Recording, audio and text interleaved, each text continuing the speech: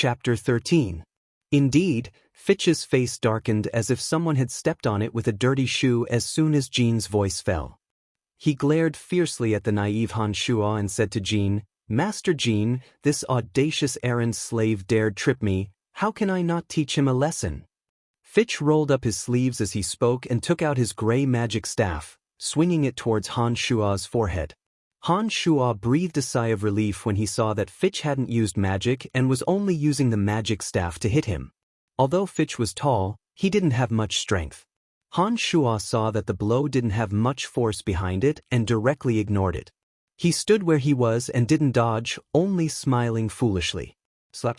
When the magic staff hit Han Shuo's forehead, Han Shuo suddenly felt pain and immediately cried out in agony. He grimaced in pain as he looked at the magic staff in Fitch's hand.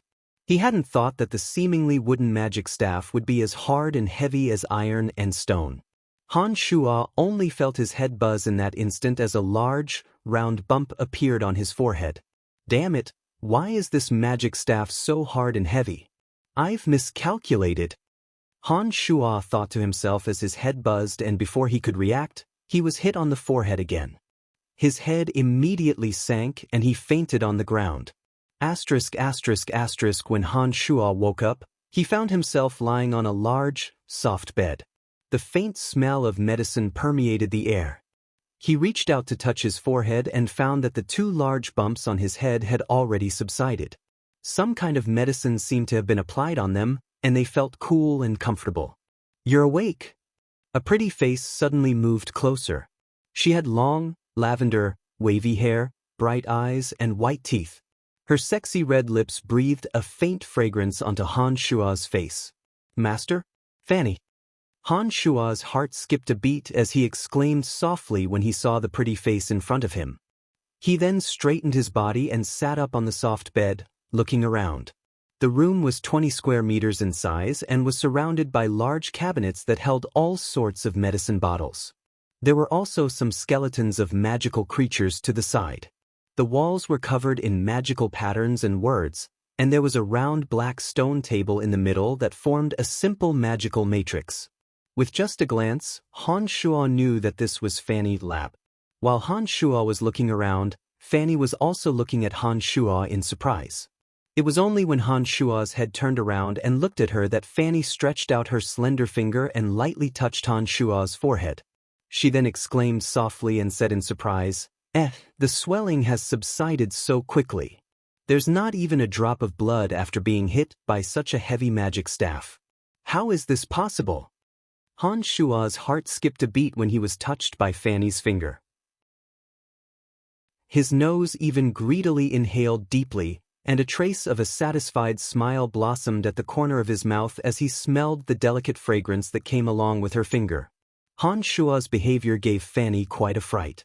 Han Shuo's actions just now had a few hints of teasing and wanton, completely different from Brian's usual timid and cowardly behavior. This caused Fanny to be a bit taken aback for a moment, and then sighed in realization. She murmured softly, "I didn't believe them before, but now it looks like Brian is indeed a bit crazy. Who would have thought that an agony of the soul would make him like this?" Sigh. Although Fanny's murmur was exceedingly quiet, Han Shuo just happened to hear it loud and clear.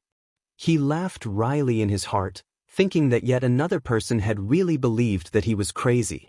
Suddenly, an expression full of interest appeared on Fanny's pretty face. She said in high spirits, "Brian, the bruise on your forehead healed so quickly and you're completely fine now. Could it be because of the agony of the soul last time? This is too incredible. I have another topic to research. Necromancy magic is incredible indeed."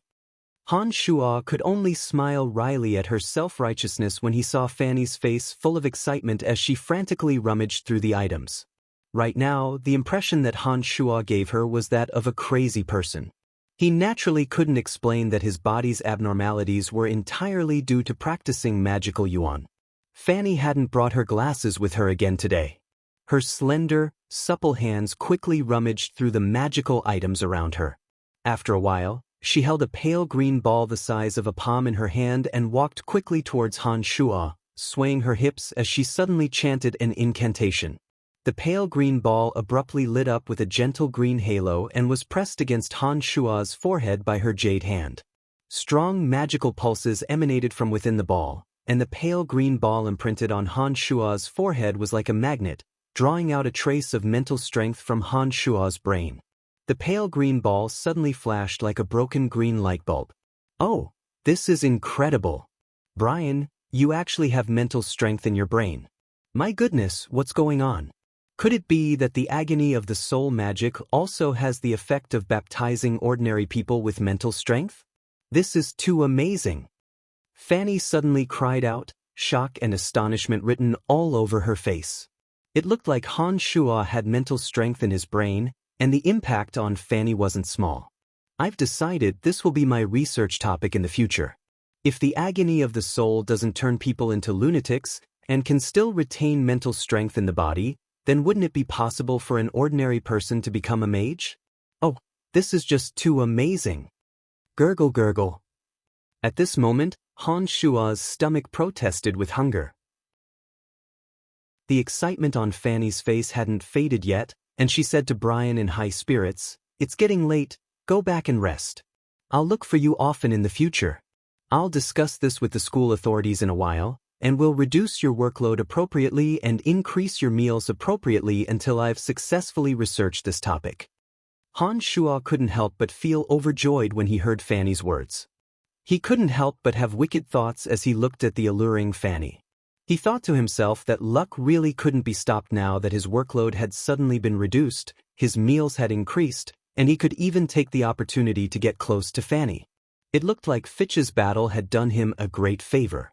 After leaving Fanny's lab, Han Shua lifted his head to look at the afterglow in the sky and knew that it was already evening. He rubbed his forehead and discovered that apart from a bit of a slight pain, there were no major issues. He completed the afternoon's mission with great speed and ran into Jack at the bread collection area, panting heavily. Jack revealed a surprised expression when he saw Han Shua appear and looked oddly at Han Shua's forehead. He asked suspiciously, "Brian, didn't I hear that you fainted after Fitch hit you with his magic staff? How come there aren't any marks now?" "Master Fanny helped me apply a magic reagent, so the redness naturally faded quickly." "Haha, Master Fanny is so beautiful and gentle." Han Shua laughed heartily as he spoke to Jack. "Brian, this is your food for today." A shout traveled from the canteen window. Han Shua immediately ran over and received a piece of white bread, a small cup of milk, and a fried egg from the window. Mr. Gotha, are you mistaken? Brian's food should be the same as ours, and it should be smaller than my bread." Carrie, who'd been beaten up by Han Shua last time, shook a piece of black bread in his hand and spoke loudly to the fat Gotha who was in charge of distributing the errand boy's meals. Gotha looked coldly at Carrie and snorted lightly. "That's right, the school authorities ordered this. From now on, Brian's food will be like this. Take it up with the school authorities if you have any objections." But you're just a little errand boy, you'll be asking for trouble if you say anything." Holding the white bread, milk, and fried egg in his hands, Han Shua laughed heartily as he looked at Carrie and Borg's angry expressions. He purposefully chewed on the bread loudly and couldn't help but praise, "This white bread tastes different from black bread indeed. Ah, there's even milk and eggs. Oh my gosh, what a happy day. Brian, let me drink some milk. That milk looks delicious to me." Little fatty Jack licked his lips and looked at Han Shua with a face full of envy. "There's still half a cup left, take it." Han Shua generously handed it over to Jack and then pulled Jack away with a wide grin, leaving behind a furious Carrie and Borg. When he returned to the warehouse that night, Han Shua took a look at the little skull and discovered that the little skull was still lying in the small wooden bucket. However, the 7 small whirlpools within the bucket had stopped spinning. One look at Han Shua and he understood that this was because the magical yuan had been used up. He reached out to condense his magical yuan and reinfused it into the 7 broken bones. Only when the whirlpools appeared around the 7 broken bones did Han Shua finally stop and go to bed. The Yin magical concentrating formation was only one method of refining demonic treasures. Logically speaking, a single infusion of magical yuan should have been able to maintain the formation for 36 days. However, Han Shua's magical yuan was too weak, and the materials he'd used were all scraped together haphazardly. Therefore, he hadn't been able to achieve the desired results. Sitting on the bed and practicing for a while, Han Shua felt that the magical yuan within his body had grown quite a bit. A light bulb went off in his head at this moment. Since he had magical yuan in his body, could he practice the offensive demonic yuan that Chu Kanglin had left behind? Han Shua immediately furrowed his brow and thought hard after the thought occurred to him. He could vaguely sense that there were many demonic cultivation methods in his mind, except that many of these demonic cultivation methods were a bit hazy and indistinct, as if they were separated by a thin, blurry paper that he couldn't immediately pry into clearly. Han Shua furrowed his brow and painstakingly searched through his memories. He discovered that the memories in his brain seemed to be a complete mess, and he couldn't remember everything. There were only 3 methods that he could completely remember. One was the basic demonic method, the other was the magical concentration matrix, for refining demonic treasures, and another was the mystical glacial spellfire. The mystical glacial spellfire was a method of utilizing magical yuan. Its power could be continuously increased as one's realm increased. Circulating the spellfire according to a special meridian route, one could produce red and purple magical flames in one's fingers and palm. The red flames were scorching hot and the purple cold. If one's magical yuan was strong enough and his realm reached a high enough level, he could condense the magical yuan into 2 enormous balls of red and purple magical flames in the palms of his hands. They had the attacking power of burning and piercing coldness. After clarifying all this, Han Shua immediately felt as if he had obtained a treasure. Ignoring the other obstructed memories, he immediately began circulating the magical yuan according to the spellfire and slowly gathered the magical yuan in his right hand. As the magical yuan flowed through the meridians of Han Shua's right hand, he felt a burning pain. His entire right hand was numb and stiff, and the thin and weak meridians felt as if they had been electrocuted. If he didn't circulate the spellfire according to the spellfire's route, the magical yuan would reach his palm in an instant. However, once the magical yuan circulated according to the spellfire's spellfire, it seemed to encounter layers upon layers of obstacles. Every time it moved forward, it was an unbearable pain. It wasn't until late at night that Han Shua finally circulated the magical yuan from his shoulder to his wrist. However, his entire arm was already aching and powerless. Han Shua understood that the mystical glacial spellfire could only be truly used when he circulated all the magical yuan to his palm and fingers. The pain he was experiencing now was due to the process of opening up those tiny meridians and allowing them to adapt to the magical yuan. The prickling pain was unavoidable now, but it would be gone once all the meridians were opened up. Han Shua's eyelids were twitching due to the extreme fatigue. Remembering that he still had work tomorrow, and that training in magical yuan wasn't something that could be accomplished overnight, he threw himself onto the bed and slept first. Han Shua had another dream that night. He dreamt that the little skull had obeyed his orders and beat up Fitch, who had hit him on the forehead, to avenge him. Chapter 14.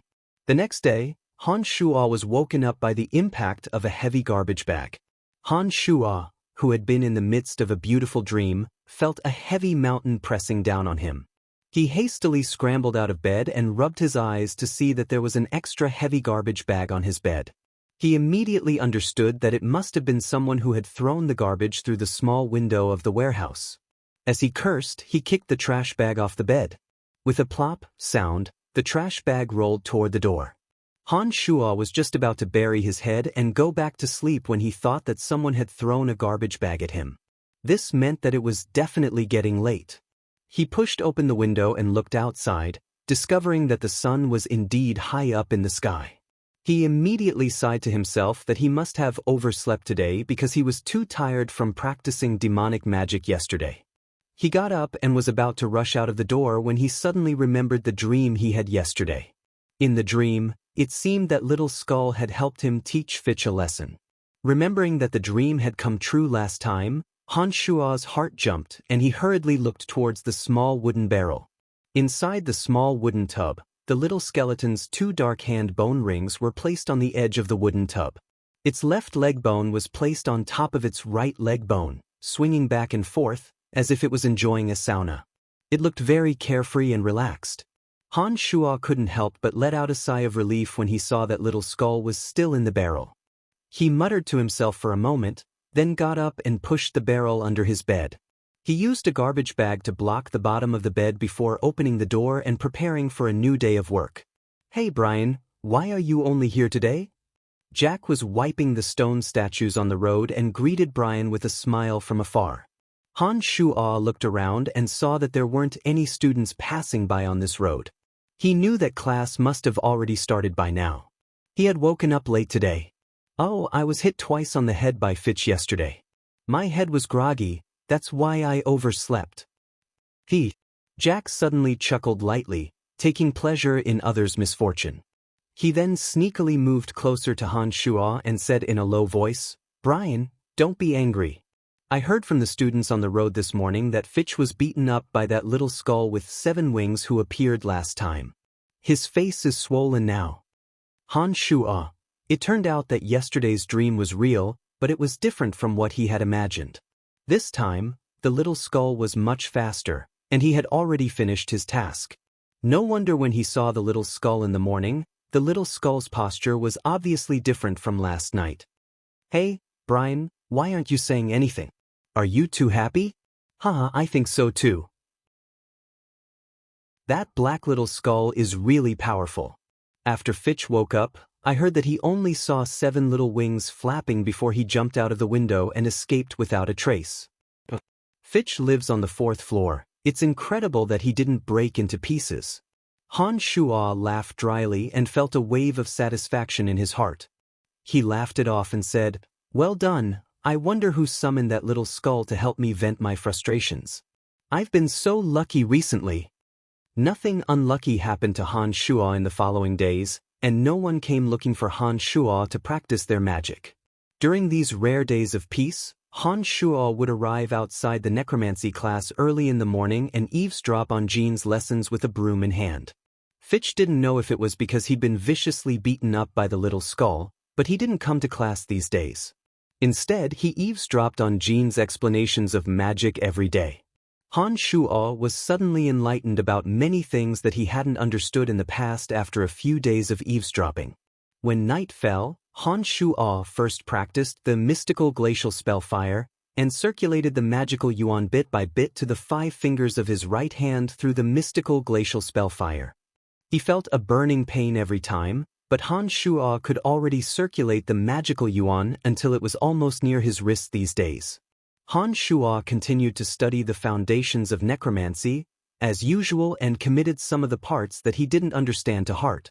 He waited to eavesdrop on Jean's lessons in the morning to see if he'd mentioned it. Now that Han Shua's meals and treatment had improved, the nutrients in his body had been replenished. Add to that the fact that he was training in magical yuan, Han Shua's originally frail body had unwittingly started to solidify some of his muscles. His short stature seemed to have grown a bit taller, and his entire demeanor seemed to have changed. The necromancy students took note of Han Shua's changes and categorized it as a sign that he'd gone mad. No one paid too much attention to Han Shua, and Han Shua was happy and at ease. He continued to work and secretly practice magic as usual, happily feeling the changes in his body. "Oh, endless darkness, transform into the bone arrow of destruction. With my will, destroy everything before me, bone arrow."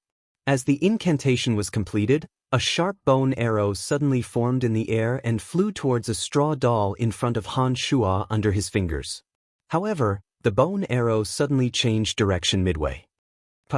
The bone arrow abruptly exploded midway, and from the looks of it, the arrow had deviated by a large margin. It hadn't shot towards the straw doll at all. Shaking his head, Han Shua sighed lowly. Understanding was one thing, and using it was another. Han Shua had been practicing this lowest level of bone arrow magic near this tomb during this period of time, but he'd never been able to successfully cast it. Either he couldn't summon it, or the direction was too far off, or the bow and arrow would explode midway. Han Shuo understood that repeated practice was necessary in order to successfully cast necromancy magic. Only through repeated practice would one be able to grasp the knack and successfully cast the magic without any mistakes or loopholes. Every night these past few days, Han Shuo would first practice for a period of time, and then take advantage of the dead of night to come to this tomb that had once been abandoned, to secretly practice necromancy magic here.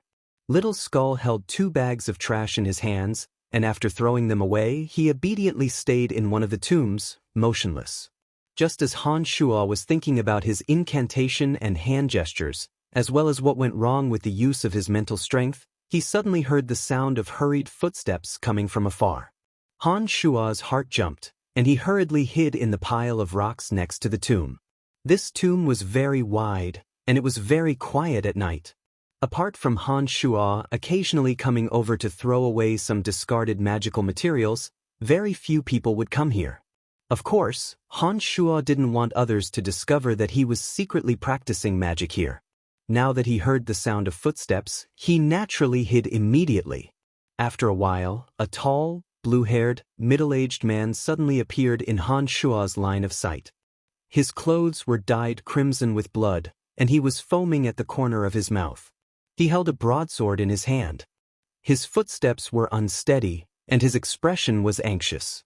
He stumbled over without a sense of direction and kept peeking behind him. When he arrived at the place where Han Shuo had been practicing his necromancy magic, his body suddenly trembled, and his footsteps swayed as he fell to the ground. At this moment, he swiftly fished out a gray handbag from his chest and carelessly poked at the soft ground a few times. He stuffed the handbag into the soil, wiped it flat with his hands, and crawled back up to run forward. "Dylan, where else can you run to?" A kind voice traveled in from the distance as a black light flashed by. A kind, emaciated old man appeared behind the middle-aged man. He wore a kind smile on his face and wore a gilded magic robe. He held a magic staff embedded with 3 red, yellow, and blue gems in his left hand. One could tell with a glance that it was a very valuable magic staff. A ball of dark green light quickly flew over from the distance after the emaciated, benevolent old mage appeared. When it stopped here, the dark green light suddenly disappeared, and a sturdy, muscular swordsman with a long sword appeared. "Mr. Duke, what should we do with Dylan?" The swordsman stood respectfully next to the mage and asked humbly. The benevolent old mage Duke furrowed his sparse eyebrows and looked at Dylan, who was lying on the ground with blood foaming at the corner of his mouth. He sighed lowly. "Poor Dylan, I'm afraid he can't make it. He shouldn't continue to suffer like this. Eric, help him." "Mr. is truly merciful," the swordsman Eric exclaimed with an odd expression. He suddenly rushed towards the still-running Dylan like lightning. Han Shuo only saw a ball of dark green light flash through the air before Dylan's back splattered with blood. He finally collapsed to the ground, motionless. Eric put away the long sword in his hand and immediately crouched down to rummage through Dylan's body. His face gradually grew unsightly as he finally stood up and said helplessly to Duke, "Mr. Duke, the item isn't on him." "How is this possible?" Duke was startled and his complexion slightly changed. He waved the magic staff in his hand, and Dylan's corpse suddenly flew in front of Duke. Duke chanted a wind magic incantation, and several sharp wind blades suddenly formed in the air. So, the wind blades danced in the air, and the clothes of Dylan's corpse were torn apart.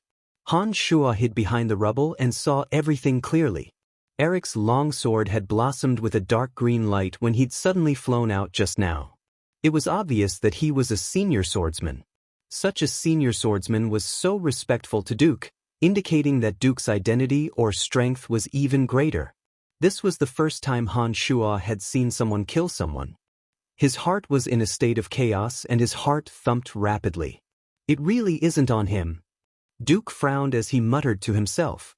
He shook the magic staff in his hand and threw Dylan's naked corpse to the ground like trash.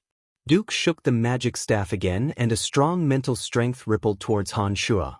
Han Shuo's body was involuntarily brought flying towards Duke. "How did you know I was there?" Han Shuo was flustered in his heart and even more so with his mouth. He made a big fuss as he danced in the air. Heh, what a cute and pure young fellow.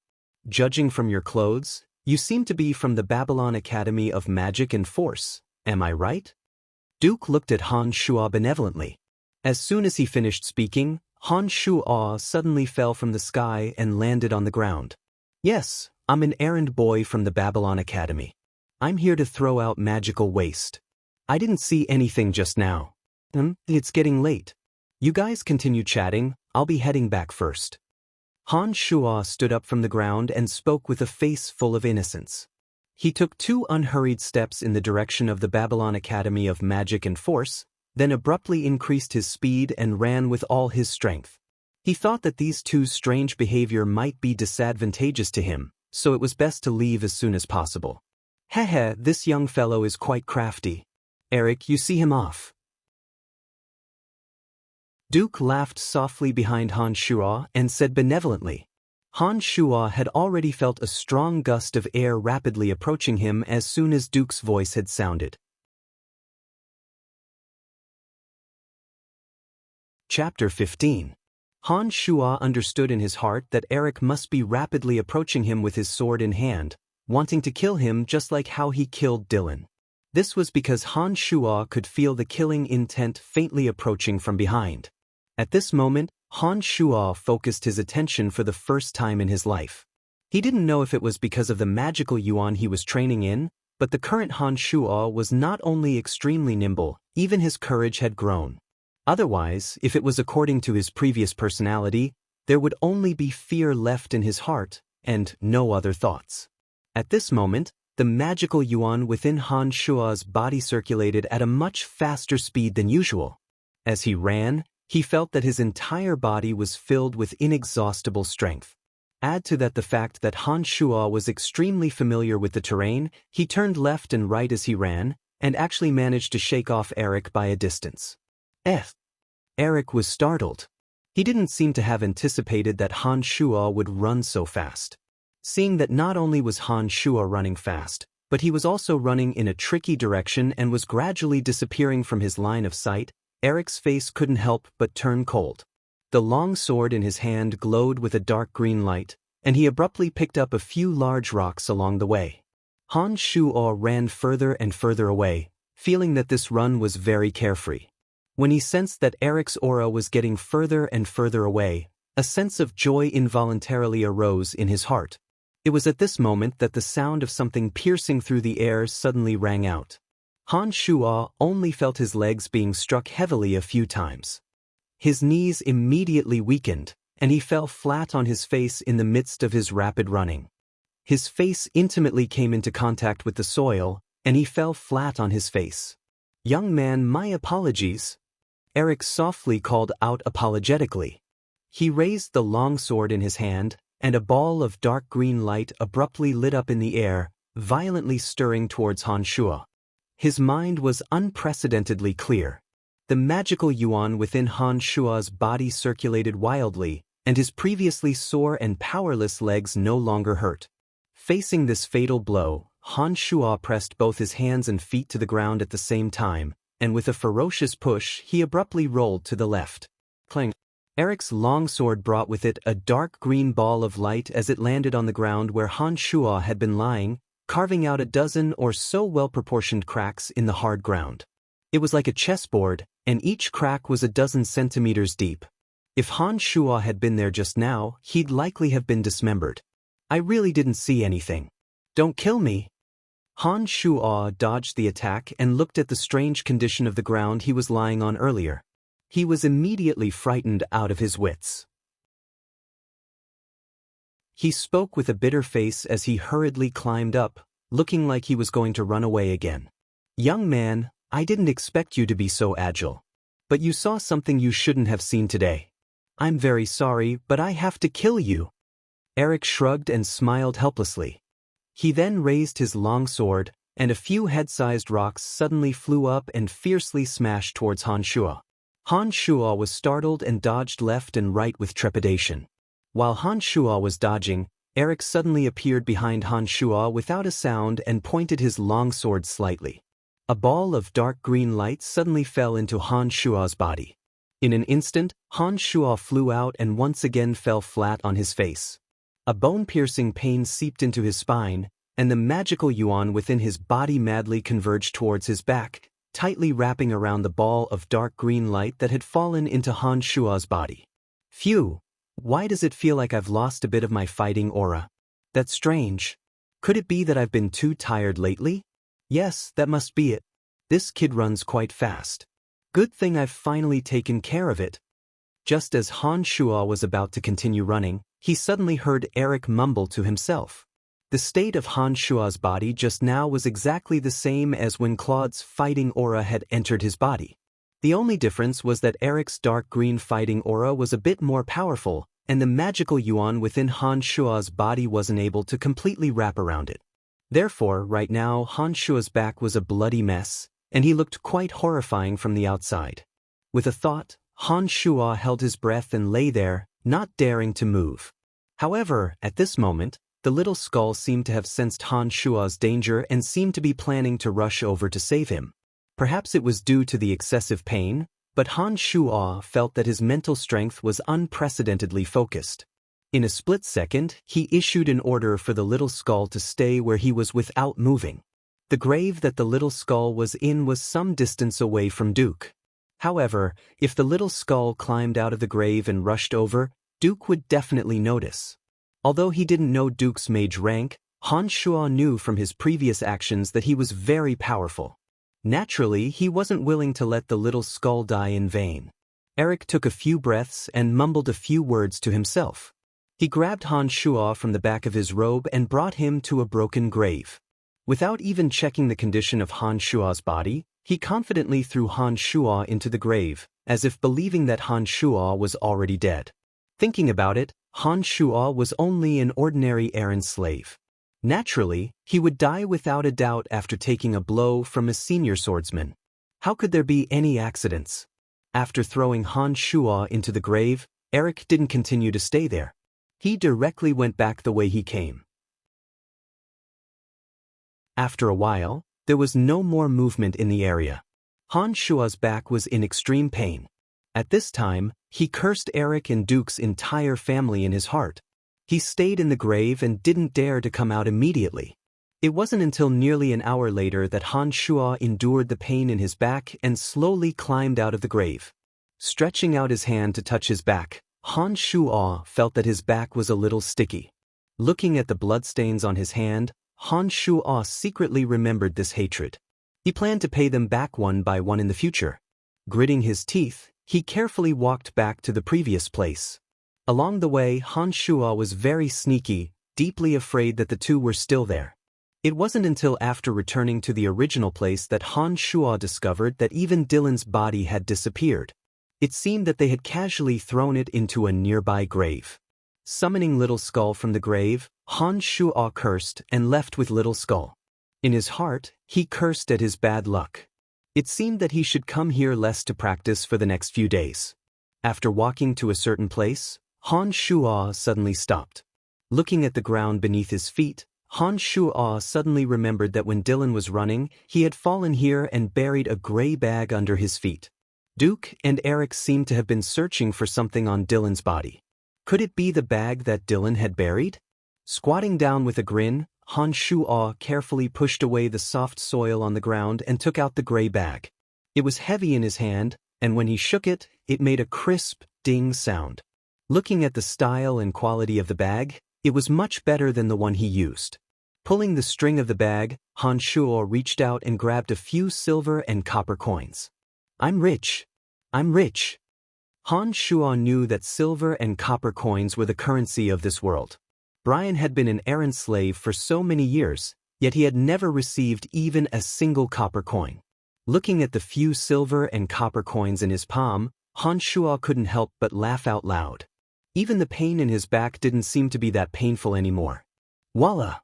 The contents of the bag all fell to the ground, and a dark green jade box the size of a palm appeared on the ground. The box was heavy and had a cool feeling to it. There was also a groove that seemed to be a keyhole. Next to the dark green jade box, there really was a green key. However, this clearly wasn't the object of Han Shua's attention. All he saw was Han Shua's eyes glowing as he stared at the money in front of him. He couldn't help but mutter with a silly smile, "I'm rich. I'm rich." 3 gold, 12 silver, and 56 copper. This was the amount of money in the bag. 1 gold could be exchanged for 100 silver coins, and 1 silver could be exchanged for 100 copper coins. Even though Han Shua's diet had improved, the bread, milk, and eggs he ate a day didn't even add up to 10 copper coins. If this money was exchanged for food, it would be enough for Han Shua to eat for a year or two. When Brian was sold to the Babylon Magic Academy by the slave traders, it was only 5 gold coins. This sum of money was equivalent to half of Brian's life. After a moment of joy, Han Shua put the money back into the bag with a smile. His eyes turned and saw the dark green jade box and the green key. Han Shua creased his eyebrows. He could tell from Duke and Eric's clothing that they were of high status, especially Duke's magic robe and magic staff. They looked to be priceless items. This amount of money was naturally a large sum to him, but it shouldn't be much to Duke. They definitely wouldn't chase after Dylan for this amount of money, much less kill him. Could it be that it was because of the item in the jade box? When he thought of this, Han Shua couldn't help but focus his gaze on the dark green jade box that stood silently on the ground. Under the moonlight, the jade box sparkled with a faint green light that was hard to detect unless one looked closely. The hazy green light was very faint, and it appeared to have a kind of bewitching beauty. As Han Shua silently stared at the jade box, his mental strength was surprisingly concentrated on the jade box. He suddenly felt a cold and sinister presence within the jade box. This presence followed Han Shua's mental strength and seemed to seep into Han Shua's bones. Han Shua couldn't help but shiver and suddenly shut his eyes. This thing is a bit strange. Taking a deep breath and calming his mind, Han Shua nervously looked left and right. He suddenly put the jade box and the key back into the gray handbag and staggered back to the warehouse. After returning to the warehouse, Han Shua didn't continue to study the jade box. He didn't touch the money inside either. He hid the handbag under his bed and let Little Skull clean and bandage his back before falling into a deep sleep.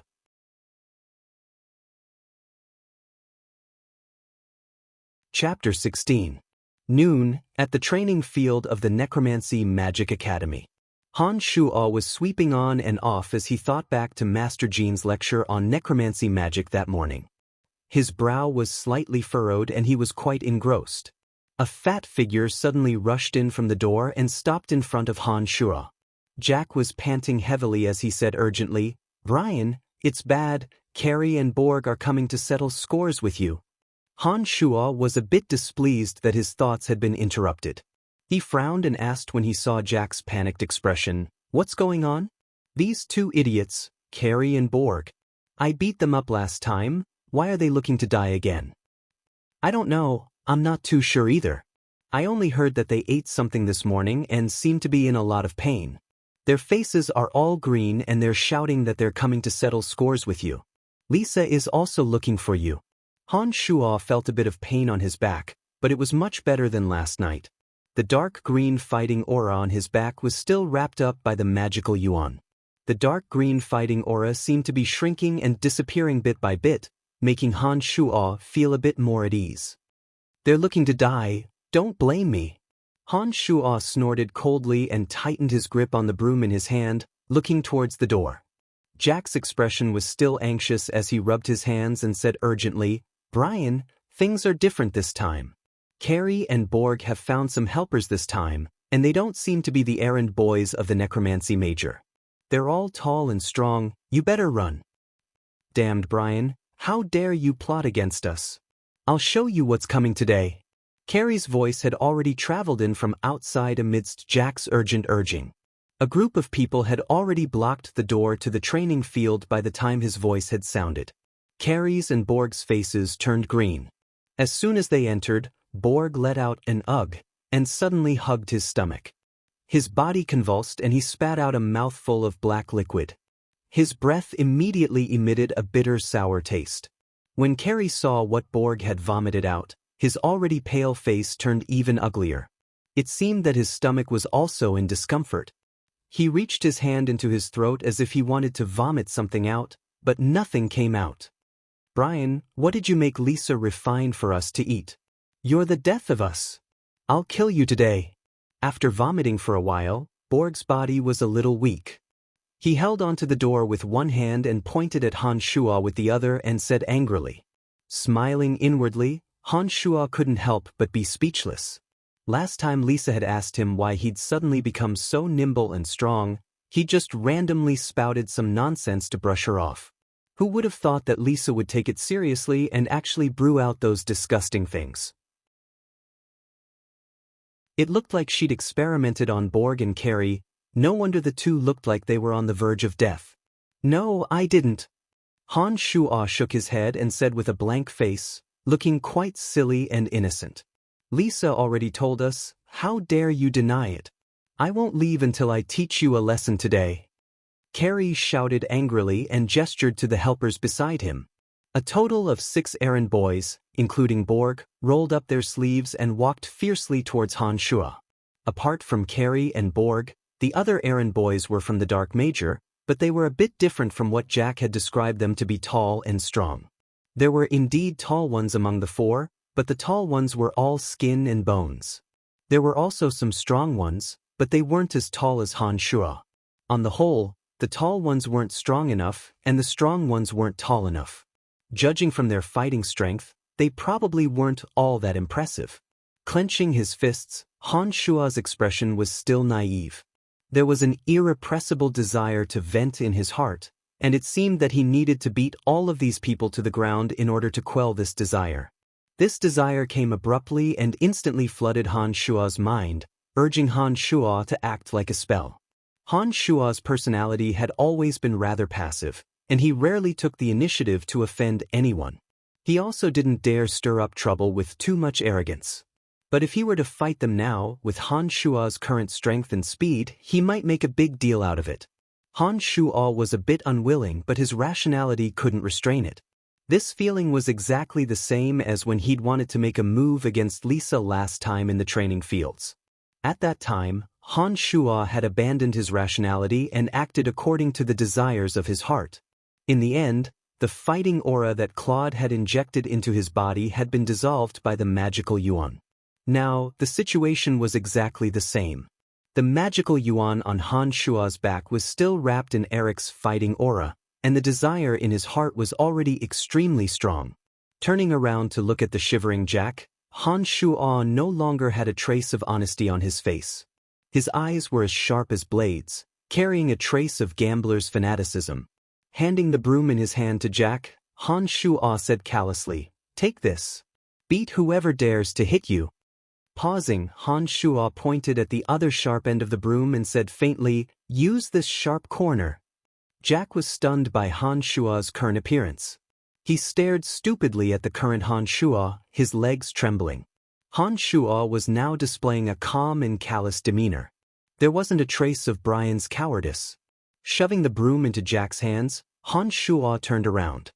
His face was still simple and wooden, and he was instinctively afraid.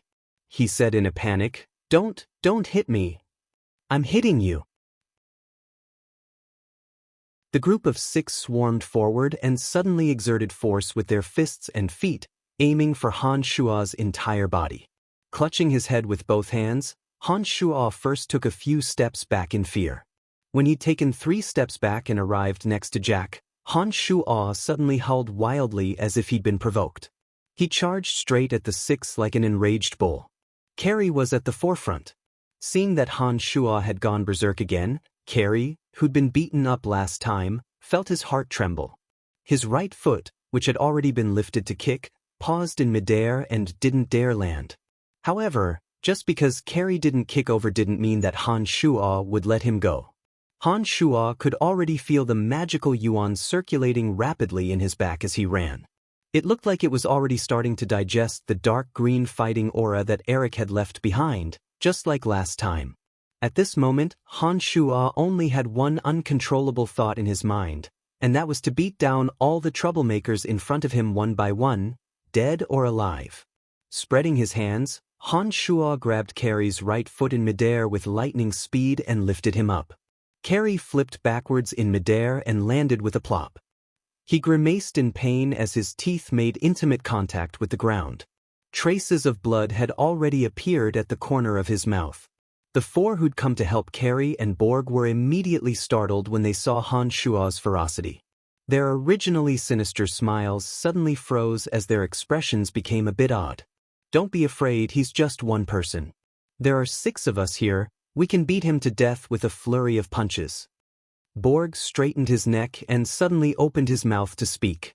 He pulled out a 4-legged wooden stool from somewhere and threw it at Han Shua with a yell. The other 4 who'd just lost their momentum were all shaken by Borg's words. They slowly pulled out sticks from their waists and followed behind Borg, swinging them at Han Shua's head. They'd even prepared their weapons.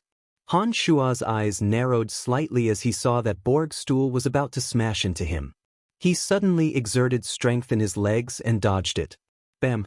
The stool smashed into the stone floor and its 4 legs swayed wildly with a creak. It looked a bit unsteady. Borg let out a soft "eh" as he missed. A look of astonishment appeared on his face, as if he hadn't expected that Han Shua would be able to dodge it. Bam! Han Shua's fist smashed into the bridge of Borg's nose, causing blood to blossom. Borg threw his head back and staggered 2 steps back. He even loosened his grip on the stool in pain. Han Shua lowered his head and laughed coldly. He grabbed the stool that Borg had dropped and turned to face a short, stocky red-haired ambusher behind him. The wooden stick whooshed through the air. Just as it was about to land on Han Shua's head, the stool was abruptly lifted and forcibly stopped the stick. Grabbing a stool leg with one hand, the magical yuan in Han Shua's back circulated faster and faster. Han Shua could clearly feel the fighting aura that had been wrapped around him disappearing into the magical yuan. Han Shua's hands seemed to have an inexhaustible amount of strength as he grabbed a stool with one hand and abruptly tore it apart. The entire stool was torn in half with a creak. Han Shua grabbed one side with one hand and kicked out with his right foot, hitting the ambusher squarely in the lower abdomen. The ambusher's face immediately turned deathly pale as he crouched down in pain. Han Shua wasn't going to let him off so easily. He was feeling extremely carefree at this moment and only wanted to vent his frustrations. His left and right hands worked at the same time, smashing the stool repeatedly at the ambusher's head and face. Blood instantly burst out from the ambusher's forehead and dyed the stool in Han Shua's hands red. "Stop him! This damned lunatic, he'll kill Alva!" Borg cried out in terror as his nose was flattened by Han Shua's punch. 2 streams of blood flowed out of his nostrils like worms. Even Carrie struggled to his feet. Although he was a bit terrified, he still raised the wooden club he'd hidden earlier with trembling hands and charged towards Han Shua with the rest of the group. Crack, crack. The sounds of intense collisions rang out incessantly. Jack, who was watching the battle from the sidelines, had his legs bent and trembling as he looked at Han Shua in disbelief. Han Shua was holding onto half of the stool with one hand, completely unfazed by the combined attacks of several people. A bone-piercing chill seeped out of his eyes on his crazed and barbaric face. Han Shua's body kept shifting and dodging, but the stool never stopped. It continued to smash at the noses and faces of those who were surrounding him. In just a short while, all 6 of them had blood bursting out of their faces. At this moment, Jack was completely dumbfounded by Han Shua's callous methods. He never dared to imagine that the cowardly and meek Han Shua would one day have such a ruthless side to him. Just as Jack was in a daze, the fighting aura that Eric had left behind on Han Shua's back was finally being slowly refined by the magical yuan as he fought as he pleased. It was only at this moment that Han Shua was startled. He suddenly realized what he was doing and couldn't help but feel some lingering fear. There are sounds of fighting. What's going on? Let's go to the training field and take a look. Suddenly, Han Shua heard Fanny's voice from afar, followed by the sound of footsteps rapidly approaching. On the other hand, Carrie, Borg, and the others were still completely unaware. Each and every one of them was trembling with fear as they looked at Han Shua with faces full of fear and shock. They all held clubs in their hands, but no one actually dared to take another step closer. Han Shua knew that this was not a small matter. His mind quickly churned with ideas, and he suddenly ran towards the entrance of the training field. As he ran, Han Shuo carelessly wiped the fresh blood on the stool on his face and forehead, then casually threw away the 2 blood-stained halves of the stool. He grabbed at the wound on his back where Eric had stabbed him yesterday and tore it forcefully. With a pained howl, the wound that hadn't completely scarred split open in an instant, and fresh blood flowed out and dyed his back red. When he reached the entrance, Han Shuo's sprinting speed came to an abrupt halt. He abruptly lay on the ground and struggled to crawl towards the entrance. When he saw Fanny and the others appear, Han Shuo extended his blood-stained hands. His forehead and nose were covered in blood, and he whimpered with a face full of fear, Many of them hit me. Save me.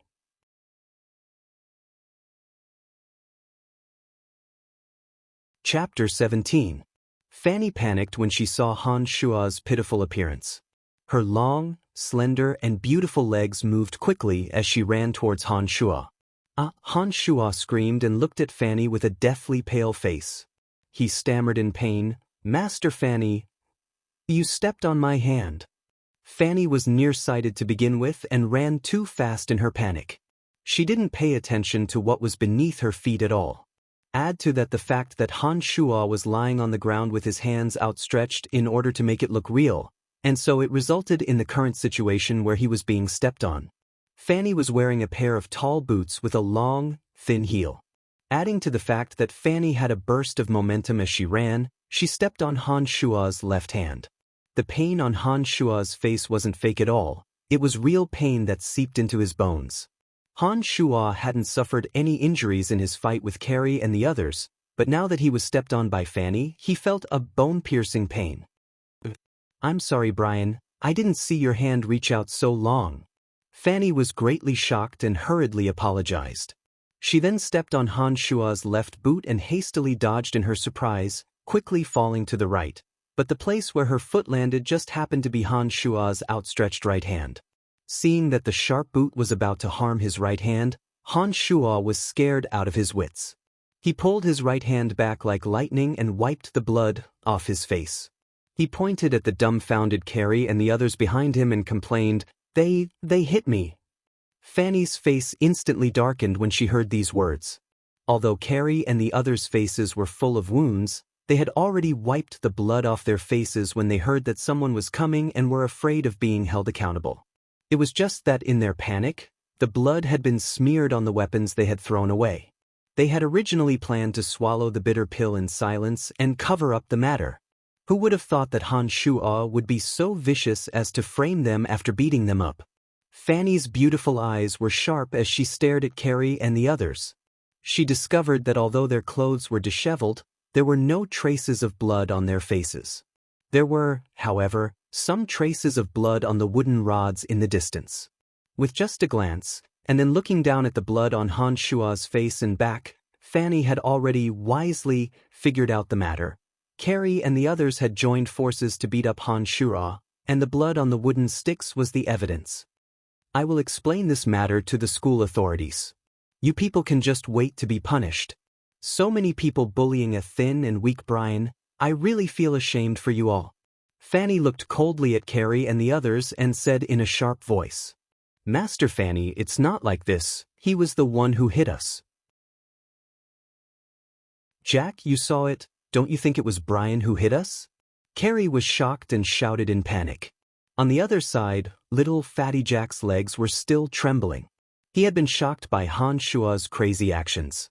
When he heard Carrie's words, Jack glanced at Han Shuo from afar and found that Han Shuo was lying on the ground and was winking at him. Emboldened, Jack puffed out his belly and pointed at the others with his chubby right hand, saying righteously, Carrie, don't lie. I'm not afraid of you now that Master Fanny is here. You people hit Brian and you want me to lie for you? Honest Jack can't do it. Carrie and the others wanted to say something, but Fanny snorted coldly and raised her hand to stop them. Stop quibbling and wait to be punished. Turning around, Fanny looked at the miserable Han Shuo and walked up to grab Han Shuo's collar. She helped Han Shuo up and said softly, Let's go, I'll take care of your injuries first. You're my research subject, you can't get injured so often. As Fanny spoke, The fragrance from her mouth sprayed onto Han Shua's nose. Han Shua suddenly felt that the back of his hand that had been stepped on no longer hurt. With his back facing Fanny, Han Shua gave Jack a look to tell him to hurry up and leave. He then looked at Carrie and the others with a silly smile. However, they were first beaten up by Han Shua and then set up by Han Shua. Now that they saw the silly smile on Han Shua's face, they felt that it was the most terrifying and evil smile in the world. 10 minutes later, in Fanny's lab.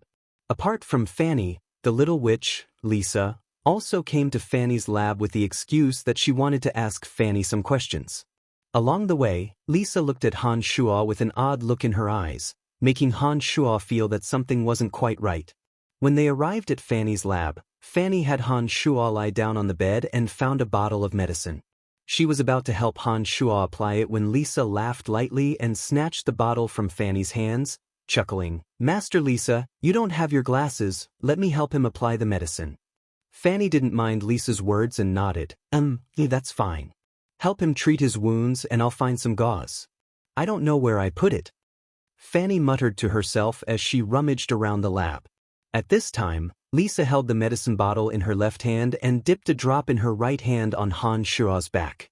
She even moved closer to Han Shua and said in a low voice, This wound doesn't look like it was just pierced. How come the surface is already scabbing?" Shocked, Han Shua cursed inwardly. It looked like he had underestimated the strangeness of his body. After training in demonic arts, his recovery rate had increased. The wound that he had received in the early morning had already started to scab, and now Lisa had seen through it. Not making a sound, Han Shua knew that it was useless to say anything at this time. He might as well play dumb to the end and pretend that he didn't hear what Lisa said. He kept groaning as if his wound was very painful. At this time, an intense pain suddenly came from the wound on his back. Han Shua immediately cried out in pain and abruptly turned his head to glare at Lisa. When he saw that Lisa's eyes were filled with the smugness of having discovered someone's secret, Han Shua inwardly cursed that something was wrong. He then laughed foolishly and said the word, "pain," before turning his head away. "Brian, what's going on?" On the other side, Fanny was still rummaging through the gauze when she heard Han Shua cry out in pain. She couldn't help but ask from afar, "Oh, Master Fanny, I accidentally touched his wound just now. It's nothing, I'll be more careful this time." "Then be careful," Fanny responded and didn't pay any more attention to the situation on this side. A delicate fragrance seeped into his nostrils, followed by hot breaths by his ears. Lisa said lowly, "Damned Brian, do you think I don't know that you're pretending to be crazy? You scared me by pretending to be dead and then gave me the wrong method of refining medicine. If I hadn't been smart enough to experiment on Carrie and Borg, I would have died because of you. I'll tell you the truth, I arrived at the lab before Carrie and the others. I saw your conversation with Jack through an evil spirit, including the beating up of Carrie afterwards. You've grown up now, you've even learned how to frame people. Not bad, not bad." Lisa continued to apply the medicine on Han Shua as she spoke. However, it was obvious that Lisa was purposefully messing with Han Shua and often applied force to Han Shua's wound. Now that Lisa had seen through Han Shua's disguise, he was a bit perturbed. He didn't know what Lisa was planning. Although his wound was in great pain, he didn't dare cry out loudly and could only grit his teeth and cry out in a low voice. Her small, fragrant lips moved to Han Shua's ear and her fragrance wafted into Han Shua's face. Seeing that Han Shua wouldn't make a sound, Lisa immediately said viciously, "Damn it, you even kissed me in the training fields last time, and touched that place of mine. I won't let you go. I'll wait for you at the fake mountain behind the school building tonight. You're dead if you don't come." Lisa pressed down hard on Han Shua's wound again after she'd finished speaking. Seeing that Han Shua was grimacing in pain and groaning, she giggled delightedly. She then walked in front of Fanny and handed the medicine to Fanny, saying, "Master Fanny, I've already applied the medicine on him. I suddenly remembered that I have something to do and will be leaving first. I'll ask you about the difficult problem tomorrow." "Oh, then go do what you need to do." Fanny responded carelessly and then exclaimed in surprise, I finally found it." So it was here. After exclaiming, Fanny held the gauze in her hand and moved her beautiful legs to Han Shua's side. She was about to bandage Han Shua's wound when she moved closer to take a look. She couldn't help but say in confusion, why are there signs of scarring on the surface of the skin? Han Shua's head was tilted towards the bed. He'd been worried about Lisa's actions just now and didn't know how he was going to face her tonight. Now that he heard Fanny's words, his heart jumped again, wondering if even Fanny was suspicious of him. Fanny furrowed her brow and thought for a moment after she'd said this. Her brow then relaxed and she exclaimed in a self-righteous manner, the swelling on your forehead also quickly subsided when Fitch hit you last time. Don't tell me it's because you were hit by the agony of the undead magic that caused the change? Oh, this is unbelievable. Han Shua had nothing to say to Fanny's self-righteousness. He really didn't know how her brain could be so imaginative to be able to find a suitable explanation for something so outrageous.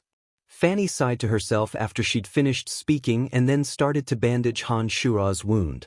Her movements were quite gentle, as if she was afraid of hurting Han Shua.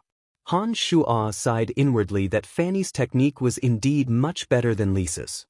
He turned his head to thank Fanny when he suddenly saw a tall, thin figure looking at him jealously from the open lab door behind Fanny.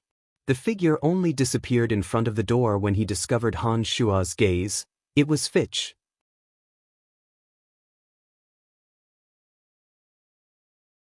Chapter 18. Because Han Shua was injured, Fanny didn't plan on tormenting Han Shua any further today. She let Han Shua go after bandaging his wounds and seeing that he was fine. Han Shua felt a bit vaguely vexed along the way. He hadn't thought that Lisa would see through his act so quickly.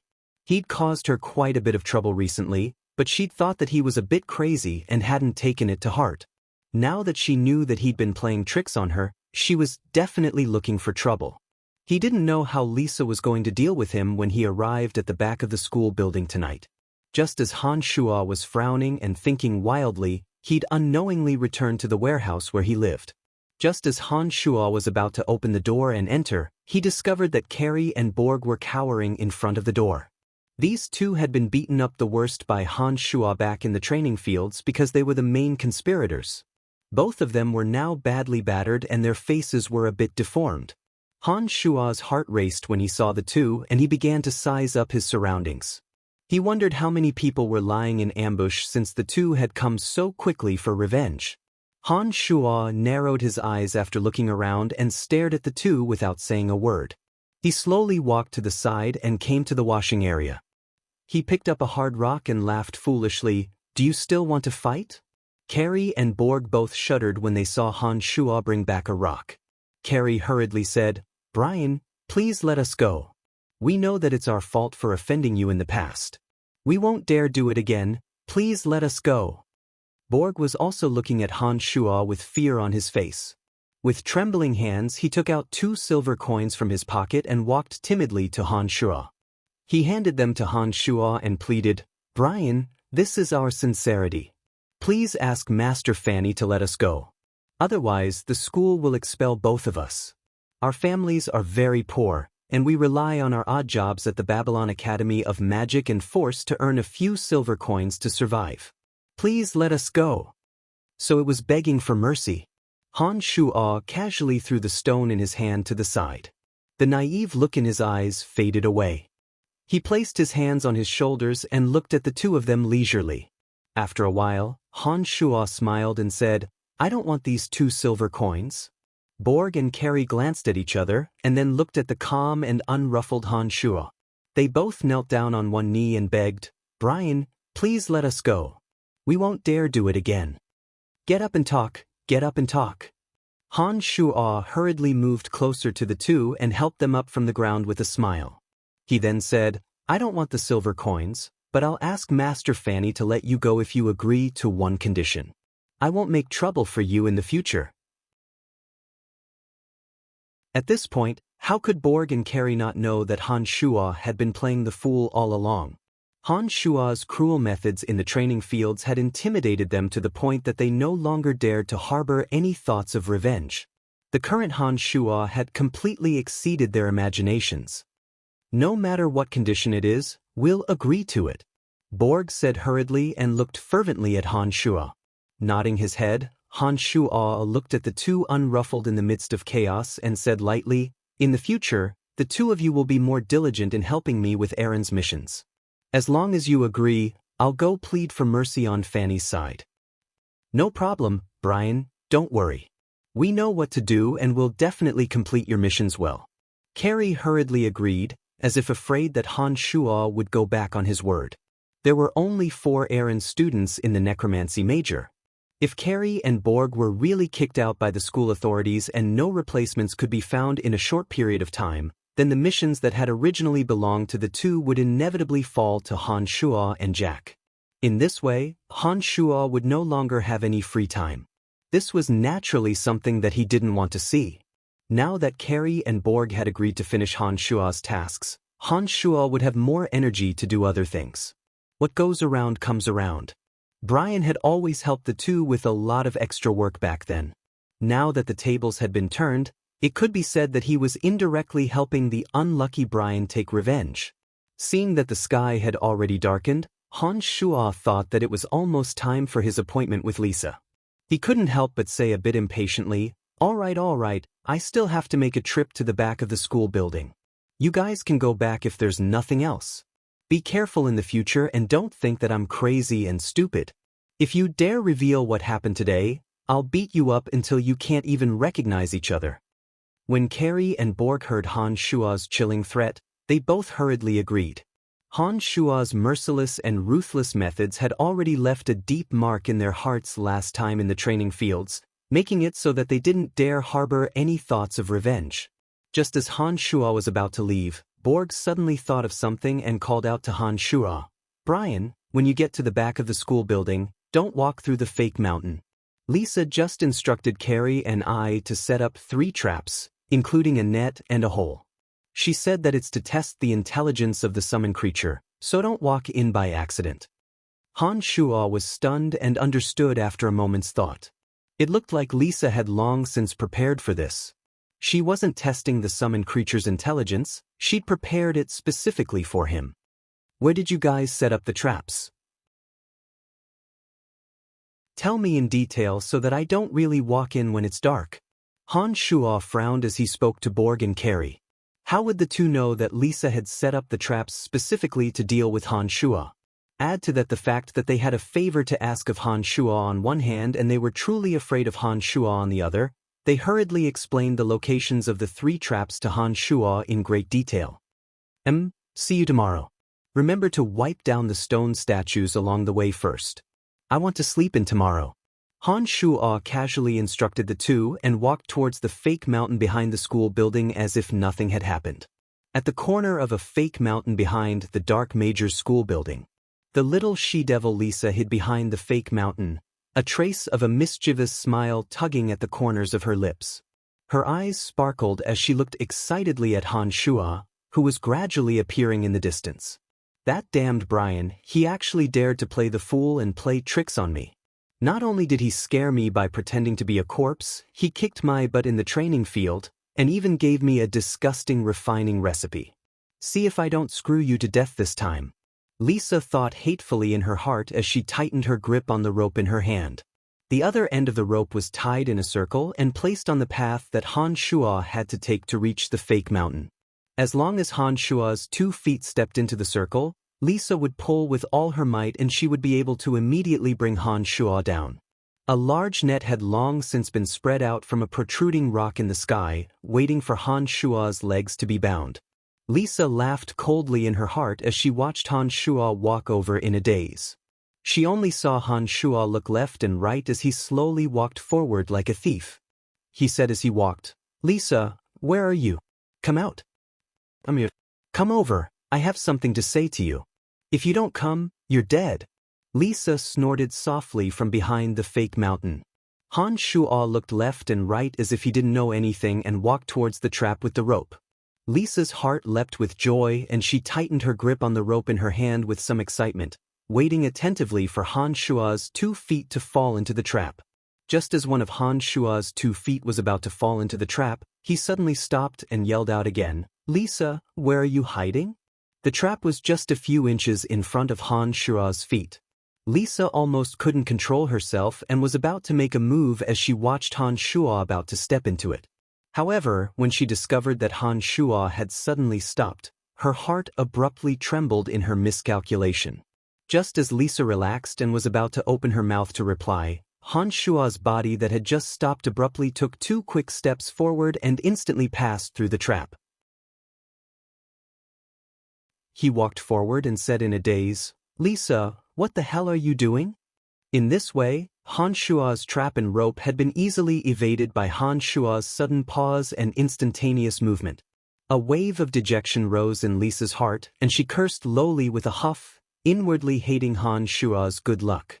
However, she never would have thought that Han Shua's heart was actually quite clear. "I'm here, why did you only come now?"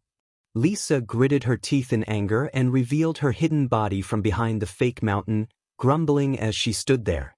"Oh, nothing, just that my back still hurts a bit, so I went back to rest for a bit. Thank you for bandaging my wounds today," Han Shua said expressionlessly and walked straight towards Lisa. Suddenly, a crunching sound rang out, as if a fragile wooden raft had been stepped on and snapped. Han Shua's panicked yell was accompanied by his body instantly disappearing from where he had been standing. However, pained groans sounded from a dark hole that had suddenly appeared. "Ah, damned Brian, you've finally fallen for it. See if I don't take care of you properly today. How dare you play the fool and bully the future Grand Magus Necromancer?" Lisa, who just had a dejected expression on her face, couldn't help but be overjoyed when she saw Han Shua fall into the trap. She immediately yelled excitedly and quickly ran out from behind the fake mountain, walking directly towards the mouth of the trap that Han Shua had fallen into. Lisa walked to the mouth of the trap with a proud smile, loudly cursing Han Shua as she took out a rock. She planned on using the rock to smash Han Shua, who had fallen into the trap, and take revenge for Han Shua's recent bullying. Suddenly, Lisa's right ankle was tightly grabbed by a hand. She was frightened out of her wits and looked down, only to discover that Han Shua's left hand was grabbing the mouth of the trap and his right hand was grabbing her ankle. He hadn't fallen into the trap at all and was currently looking at her with a naughty smile. "Come down." Han Shua laughed evilly and took advantage of Lisa's moment of panic to pull with his right hand. Lisa, who had spent so much effort to set up the trap, staggered and suddenly fell into the trap as she screamed and flailed her arms and legs with a face full of panic.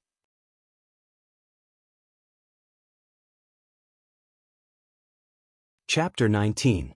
In her panic, Lisa's hands clawed wildly and coincidentally caught the bottom of Han Shua's trousers in midair. She gave it a sudden tug and Han Shua's body swayed violently, falling down to the bottom of the trap along with Lisa. Han Shua had taken the time to take a look at the bottom of the trap just now. Using the moonlight, he could see that there weren't any sharp spikes placed at the bottom of the trap, only a few protruding rocks. But even a few protruding rocks would cause one's body great discomfort if one were to fall into it. Han Shua's heart was surprisingly calm as he listened to Lisa's screams. He didn't know if it was because of his training in magical yuan, but Han Shua wasn't the first to feel panic whenever danger loomed over him. Instead, he would rapidly think of how to resolve the crisis. This time was no exception. The trap had been hastily set up and was only 3 meters deep, but Han Shua still had the energy to think of other things in the time it took for a spark to fly. Hearing Lisa's screams, Han Shua's magical yuan, which had just dissolved the fighting aura, suddenly flowed several times faster than usual. Just as the two were about to fiercely crash into the protruding rock, Han Shua suddenly reached out and grabbed Lisa in midair, grabbing her by the waist as she screamed in panic. Immediately after, Han Shua paid the price of sacrificing his back and buttocks to crash into the protruding rock at the bottom of the trap. Ouch! Han Shua grimaced as he cried out in pain. The wound on his back that had been bandaged not too long ago split open again, fresh blood gushing out in an instant. His buttocks, as the main point of impact, were also in great pain. Lisa hadn't suffered too much injury as she was held in Han Shua's arms. Hearing Han Shua's pained moans, Lisa couldn't help but look suspiciously at Han Shua's body after discovering that she was unharmed. She asked in surprise, "Why did you save me?" Han Shua's pained cries were cut off by Lisa's question. Suddenly, Han Shua's face darkened as he shook his head and sighed lowly, "Because I like you." Lisa felt as if she'd been struck by lightning when she heard these words. She immediately stared dumbly at Han Shua and only reacted after a while. She pointed at Han Shua and stammered, "What did you say?" "I like you, Lisa." Han Shua looked at Lisa with a face full of sincerity and said sincerely, "I've actually always liked you all these years, so I've been willing to let you experiment on me without complaint or regret. Even when you nearly killed me with the agony of the soul a few days ago, I've never resented you. However, I understand that I'm just an odd-job servant. My status is too different from yours, so I can only bury these thoughts deep in my heart, never daring to reveal them. Then, I'll use some crazy actions to beg for more attention from you. Lisa, am I stupid for doing this? I'm too despicable, I'm too shameless." Han Shua lied with a face full of sincerity as he sighed inwardly.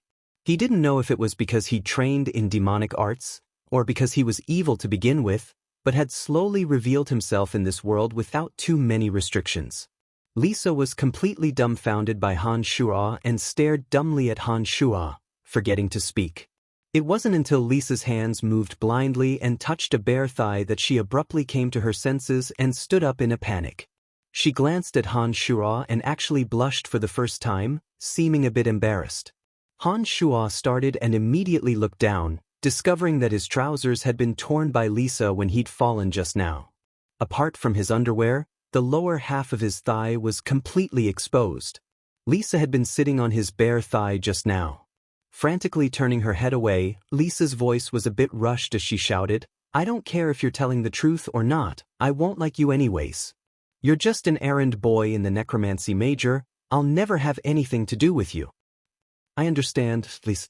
I just want to stay in the necromancy major and watch over you from afar.